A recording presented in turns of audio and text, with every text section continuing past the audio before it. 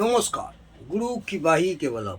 আজ আমি আপনাদের মেষ রাশির বা মেষ লগ্নতে যদি মঙ্গল গ্রহ থাকে তার কি ফলাফল হয় আমি বিস্তারিত আলোচনা করছি। আমি মেষ রাশির লগ্ন থেকে অর্থাৎ 12টা রাশি আমি একটা একটা করে আপনাদের বলবো। এই 12টা রাশির মধ্যে মেষ রাশি বা লগ্নের মঙ্গলের কি ফলাফল হয়। লগ্ন মেষ রাশির লগ্ন মানে 1 নম্বর ভাব বা 1 নম্বর ঘর, সেখানে যদি লগ্নতে মঙ্গল গ্রহ বসে থাকে তাহলে জাতক জাতিকাদের কী প্রভাব পড়ে বা কী ফল হয় সেই নিয়ে আমি ছোটোখাটো একটু আলোচনা করছি। মেষ রাশির প্রথম রাশি বা প্রথম লগ্ন, এই সব জাতক জাতিকাদের শরীর স্বাস্থ্য খুব ভালো থাকে, অর্থাৎ জাতকের শরীর স্বাস্থ্য সুস্থ থাকে। শরীর স্বাস্থ্য সুস্থ থাকে, সৌন্দর্য সুন্দর ভালো হয়, আত্মবিশ্বাস ভালো হয় এবং মজবুত শরীর হয়। কিন্তু লৌকিক অষ্টমেশতে স্থিত হওয়ার ফলে অনেক সময় দেখা যাচ্ছে যে রোগ দ্বারা একটু পীড়িত হতে পারে। বোঝা গেল? লগ্নে মঙ্গল যদি থাকে মেষ রাশি, তাহলে তো তারা সৌন্দর্য এবং শরীর স্বাস্থ্য মজবুত এবং আত্মবিশ্বাসও হয় এবং তাদের সুস্বাস্থ্যরও হয়। কিন্তু লৌকিক অষ্টমেশতে স্থিত হওয়ার জন্য অনেক সময় দেখা গেছে, অর্থাৎ লগ্ন সাপেক্ষে অষ্টম হচ্ছে বৃশ্চিক রাশি, এই বৃশ্চিক রাশিতে মঙ্গল হওয়ার জন্যে কি হয়, একটু রোগ দ্বারা পীড়িত হতে পারে, সামান্য একটু রোগ দ্বারা পীড়িত হতে পারে। মঙ্গলের প্রথম ঘর হওয়াতে জাতকের মাতৃত্ব, সুখ, ঘর, বাড়ি, ব্যবসা, স্ত্রীর বিষয়ে একটু মানসিক অশান্তি থাকে। অষ্টম ভাবকে পূর্ণ দৃষ্টি দেওয়ার জন্যে জাতকের লম্বা আয়ু হবে, আয়ু প্রচণ্ড বেশি হবে, অর্থাৎ দীর্ঘায়ু হবে। প্রথম ভাব মঙ্গল থাকার জন্যে জাতক মাঙ্গলিকও হয়। জ্যোতিষশাস্ত্র অনুযায়ী লগ্নে মঙ্গল বসে থাকলে জাতক জাতিকাদের মাঙ্গলিক বা ভৌমদোষও হয়। আজ আমি লগ্নে মেষ রাশির লগ্নেও অর্থাৎ 1 নম্বর ঘর, প্রথম ঘর, সেখানে মঙ্গল বসে থাকলে কি হয় সেই নিয়ে ছোটোখাটো বিস্তারিত আলোচনা করলাম।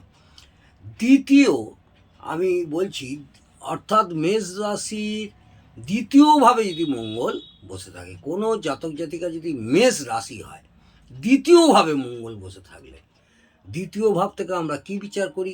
ধন বিচার করি। দ্বিতীয় ভাব ধন এবং পরিবার।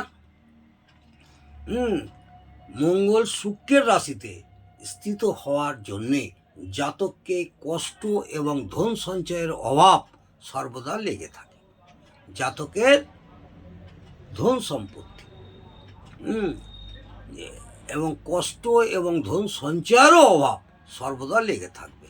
যেহেতু শুক্রের ঘর লগ্ন সাপেক্ষে দ্বিতীয় ঘর বৃষ রাশি, সেখানে আমাদের দ্বিতীয় ঘর বা দ্বিতীয় ভাব, এই দ্বিতীয় ভাবে যদি মঙ্গল গ্রহ অবস্থান করে মেষ রাশির জাতক জাতিকাদের বা মেষ লগ্নের জাতক জাতিকাদের, তাদের অর্থ সঞ্চয়ের অভাব সর্বদা লেগে থাকবে। মঙ্গলের চতুর্থ দৃষ্টি মানে মেষ রাশির পঞ্চমের দৃষ্টিতে পড়ে। মঙ্গলের চতুর্থ দৃষ্টি মানে মেষ রাশির পঞ্চমের দৃষ্টি পড়ে পঞ্চম ভাব, অর্থাৎ পঞ্চম ভাব থেকে আমরা পড়াশোনা, বিদ্যা, নাম, যশ ইত্যাদিতে একটু বাধা পড়ে।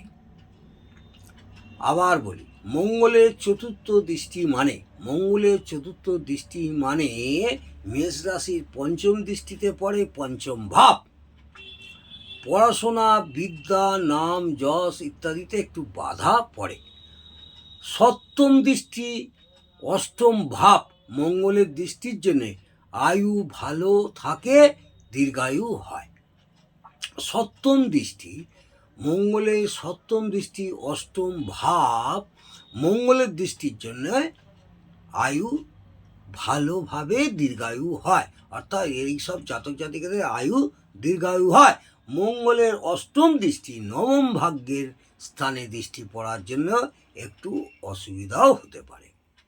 মঙ্গলের অষ্টম দৃষ্টি অর্থাৎ সেকেন্ড হাউস থেকে মঙ্গলের অষ্টম দৃষ্টি নবম ভাগ্যের স্থানে দৃষ্টি পড়ায়। নবম ভাব অর্থাৎ এই ভাগ্যের স্থানে দৃষ্টি পড়ায় একটু অসুবিধা হতে পারে। আজ আমি আপনাদের মেষ রাশি প্রথম ভাব এবং দ্বিতীয় ভাব অর্থাৎ ফার্স্ট হাউস এবং সেকেন্ড হাউস নিয়ে আলোচনা করলাম। আগামী দিনে আপনাদের বাকি ভাবগুলো নিয়ে আলোচনা করব। মঙ্গল গ্রহ মেষ রাশিতে লগ্ন বসে থাকলে এবং লগ্নের দ্বিতীয়ভাবে অর্থাৎ সেকেন্ড হাউসও বসে থাকলে কি হয় সেই নিয়ে ছোটোখাটো আলোচনা করলাম। ভালো লাগলে অবশ্যই কমেন্টে জানাবেন এবং একটি লাইক করে উৎসাহিত করবেন। যারা আমার চ্যানেলে নতুন একটা সাবস্ক্রাইব করে দিয়ে বেল আইকনটা টিপে দেবেন। আগামী দিনে আরও ভালো ভালো ভিডিও পেতে আপনাদের সুবিধা হবে। নমস্কার, জয় মাতা।